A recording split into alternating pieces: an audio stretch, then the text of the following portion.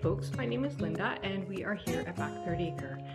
Today we're going to talk about bottom pruning your pepper plants and early flower removal. So whether you should do that or not in young pepper plants. So ones that are beyond the seedling stage but not ready to go out into your garden quite yet because the weather's not warm enough. So let's start with bottom pruning. Bottom pruning will reduce the likelihood of plants getting infected with soil-based diseases or pathogens. So here's an example here on this little tam jalapeno pepper. So this is just a small one where we've got some decayed kind of leaves hanging off of here. Oops, that one just fell off. And that's a good example as well where they're just the first leaves are starting to fall off. So it's a good idea to remove these sort of little disease types leaves that are close to the bottom of your plant. If you see in here in the little node, there is some new growth starting there, so we want to make sure that we're not snipping that off. But any diseased or decayed leaves near the bottom of your plant that are coming in contact with your soil, it's best to remove those so it doesn't introduce other pathogens into your plant. Take a look at another one here. Here's this one. This is a Jimmy Nardello. Again, so we can clip off these bottom ones that are coming in contact with the soil at the bottom, but we don't want to touch the ones right in the node there because those are going to produce more branches.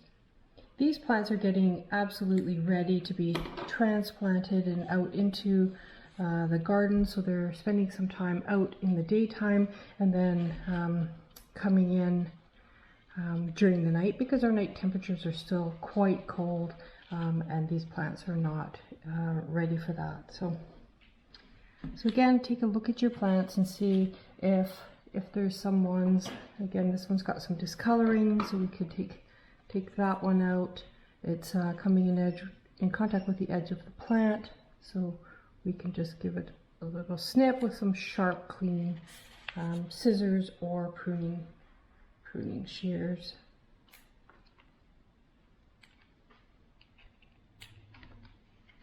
So the stems of the plant have a nice thick coating on them, so it's a protective factor. So when disease enters your plant, it really is coming in through those vulnerable leaves, and the spot where you've clipped them off will heal up quite quickly.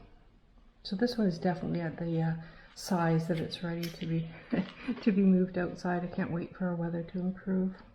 So if you've got a low bushy plant, particularly the super hot plants, this is a red sabina here, you really want to give that one a really close look and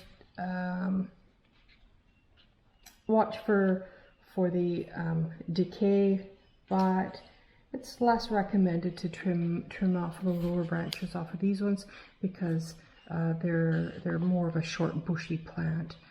So you can feel free to leave those as long as they're healthy leaves. You can leave those on there.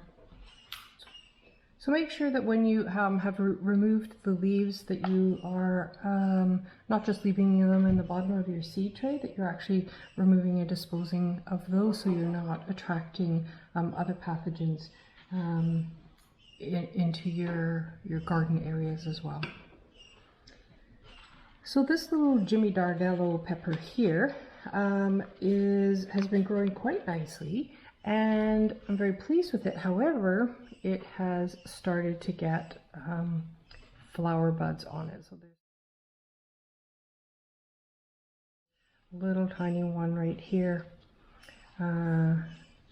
There's a larger one right in there as well. So we don't want our pepper plants to flower too early. So this is not a large plant. It's in a 3.5-inch pot. It's definitely ready for transplanting, but it's not at its full size yet. So how to decide if you're going to clip the flowers off? So in most times the answer is going to be yes. You want to do that early in the plant's life before it's transplanted into its larger ultimate home. So if the plant is small in size, you definitely want to pinch off the flowers So we're going to do that with this one. They actually just come off quite easily here. It's just a little flower. What that does is redirects the energy of the plant back down to focusing on the leaves and the roots, ultimately increasing the yield of your plant later in the summer. So this plant will go into a 7 or 10 gallon pot, so it has lots and lots of room to grow. And if it's putting this early into making fruit, then it's going to stay quite small, and you're not going to get as productive of a harvest as you would otherwise. So again, you can just pinch. There's this little one here. You can just give them a little pinch, a little ball with your finger, and there it is. And then just toss that into the compost. So you're going to have to check once they start flowering. They tend to produce a fair number of those, so you're going to have to check those at least once a week and pinch those off.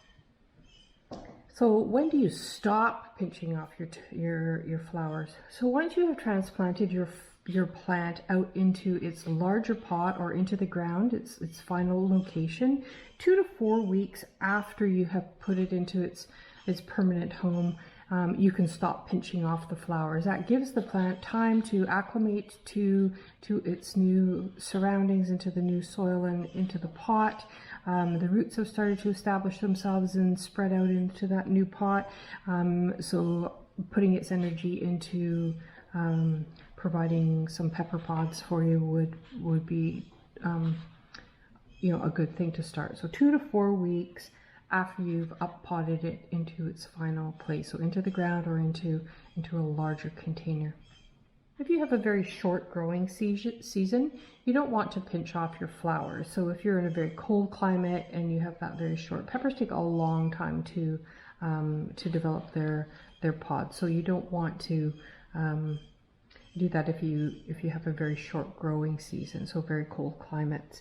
And so then just let it be and let it do its own thing, and don't pull the flowers off.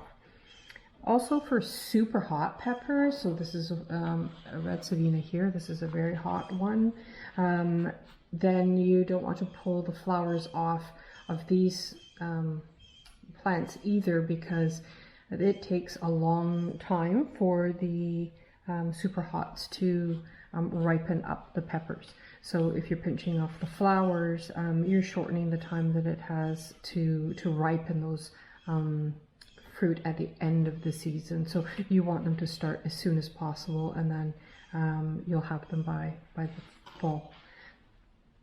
So ghost peppers, Scotch bonnets, the red savina, they're both, those are all examples of super hot peppers that you do not want to pinch the flowers off of. So check to see that you know what type you're growing, and then you can go from there. So thanks for joining me. I hope you found this information helpful. Some good tips to keep your peppers in the best condition possible in that in-between time when they've moved from being a seedling, but before you can put them out into their final location, either in the ground or out in a greenhouse. So if you like this content, please feel free to like and subscribe. And if there's any other suggestions you have or things that you would like to know, then please comment below. Thank you.